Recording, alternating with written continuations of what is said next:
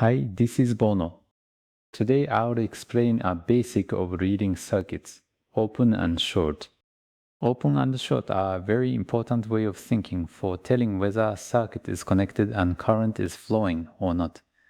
Whether you're reading a schematic or hunting down the cause of a fault, this is where you start. The names sound hard, but as long as you have the view of is it connected or is it broken, you'll be fine. In this video, we'll start from the role of a switch, then look at what an open is, what a short is, and why a short is dangerous, in order. If you'd like to get good at telling a circuit state apart, please watch to the end. First, let's look at the most familiar thing, the switch. A switch is a part that only connects or breaks the path of a circuit. The point is that it isn't making or removing the electricity itself, it's just opening and closing the passage. Think of it like a door on a passage. Leave the door open and people can pass, but close the door and they can't, right? A switch is the same. Turn it on and it becomes a path current can pass through. Turn it off and that path is blocked and no current flows. Up to last time, we said an electric circuit only flows once it leaves the source and connects all the way around the loop. A switch connects or breaks that loop part way. These two states, connect and break, are the foundation for understanding the open and short we're about to talk about. Alright, so let's explain the open. An open is a state where the path of a circuit is broken partway and no current flows. In English, it's also called open. With the switch from before, the off state is exactly an open. There are others too, a wire that snapped partway, or a part that came loose. The path isn't connected, so it's open. When the path is broken, electricity can't go any farther. It's just like a road that's broken partway, where a car can't go on from there. At this point, the resistance between the two broken points is treated as infinite. The resistance is infinitely large.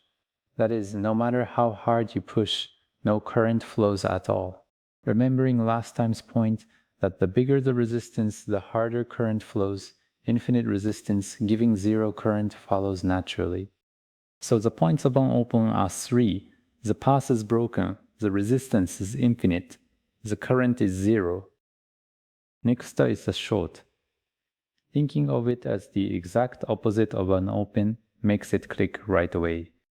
A short is a state where, in a place current shouldn't normally flow, a nearly resistance-free shortcut forms and an overlarge current flows through it. In English, it's also called short. Picture it like this. In a road meant to be a long way around, a resistance-free bypass suddenly opens, and current rushes into it all at once. A familiar example, the rubber or vinyl sheath covering a wire, the insulator, that is, tears, and the copper wires inside. The conductors touch directly, a resistance-free shortcut forms there, and it's a short. Now let's line up open and short and compare. An open had a broken path, infinite resistance, zero current. A short, on the other hand, has a resistance-free shortcut, near zero resistance, and instead an overlarge current. Both the resistance and the current are exactly opposite. That's the knack for telling them apart. So let's look at why a short is dangerous. In a short, the resistance is near zero, so the current gets very large. When the current gets large, wires and parts heat up, and that heat can melt the sheaths, break parts, and sometimes catch fire and lead to a blaze. Even a small circuit like connecting a battery's plus and minus directly is a full-fledged short. The battery heats up all at once, so be careful. One thing to add, zero resistance is an ideal way of putting it to keep things clear. In reality, the battery and wiring have a little resistance too, so the current doesn't become infinite, it's limited to some size. Even so, it becomes a dangerously large current, and that's the scariness of a short. But don't worry, protective parts like fuses and breakers catch the overlarge current and break the circuit for you. A fuse in particular has a thin metal inside that melts easily with heat, And when too much current flows, it melts and breaks on its own. When it breaks, that spot becomes an open, right? In other words, a fuse deliberately makes an open to stop the dangerous current. The open from the first half is helping protect us here. So when a fuse blows, don't think it broke, think it did its job. By now, the meaning of open and short has come into focus. In this chapter, let's organize the procedure for deciding which one it is when you actually look at a schematic into 2 steps. The biggest goal of this episode is to go beyond memorizing definitions and be able to look at a figure and decide for yourself. First, step 1. Trace with your finger the loop that leaves the source, goes through the load, and returns to the source. If that path is broken anywhere, it's an open. The path for the current is gone, so the current is 0. That's when a switch is off, or a wire has snapped. Next to step 2. This time, look for a shortcut where the sources plus and minus connect through a bare wire without going through a load, like a resistor or a bulb. If such a shortcut has formed, that's a short. An overlarge current flows through the resistance-free path. To sum up, check is the loop broken anywhere, to find an open, and check is there a shortcut that skips the load to find a short. With these 2 steps, you'll be able to read where a schematic is dangerous. Here's a surprising field note.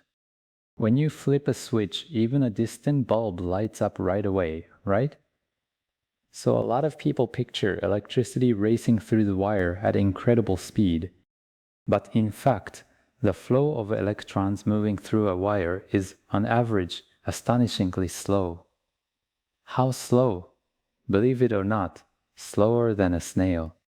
So why does the bulb light the instant you flip the switch? The answer is that what's racing isn't the electrons themselves, but the force pushing the electrons. A good picture is Newton's cradle. Line up balls touching with no gaps. Push one ball at the end, and the ball at the far end pops out almost at the same moment, right? The same thing happens inside a wire. The force the electrons push each other with, the electrical change, travels through the whole circuit extremely fast, almost instantly. So even though the electrons themselves are slow, the bulb lights right away. Thinking electricity travels like Newton's cradle makes it click, doesn't it? Now a quick check to test how well it landed. This time too, 3 questions you'll trip on unless you really get it. Take a moment to think. Question 1. A short means the circuit failed and current stops flowing. Is that true or false? Question 2. Here are 2 circuits. In one the path is broken, and in one there's a shortcut that skips the bulb. Which one has no current flowing? One. Question 3. A fuse has blown. What does this mean? 1. It broke, that is, it's defective. 2. It broke on purpose to protect the circuit. 3. The short got fixed. Have you settled on your answers? Let's check them on the next page. Alright, let's check the answers. Question 1's answer is false. The wrong party's current stops flowing. In a short, a nearly resistance-free shortcut forms and an overlarge current flows instead. What stops the flow is the open. Question 2's answer is mar and the one with no current is the broken open. A short, on the other hand, has an overlarge current flowing. They're exactly opposite. Question 3's answer is 2. It broke on purpose to protect the circuit. A fuse is a part that melts and breaks on its own to stop an overlarge current. In other words, it deliberately makes an open and protects the circuit. How many did you get? Go back over any you missed. So today we've talked about open and short. A circuit only flows once it's connected all the way around. That's exactly why if the path breaks anywhere, no current flows, this is an open with infinite resistance. Conversely, if a resistance-free shortcut forms, too much current flows, this is a short with near zero resistance. In other words, open and short are states that are opposite in both resistance and current. That's the biggest point of today. And the thing that deliberately connects or breaks that path is the switch.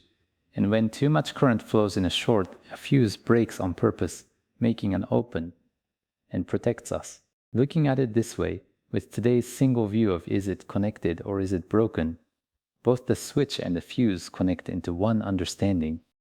They are all basic things, but once you have this down, a circuit state gets much easier to read. Please keep it in a corner of your mind. That's all for today. Thanks for watching.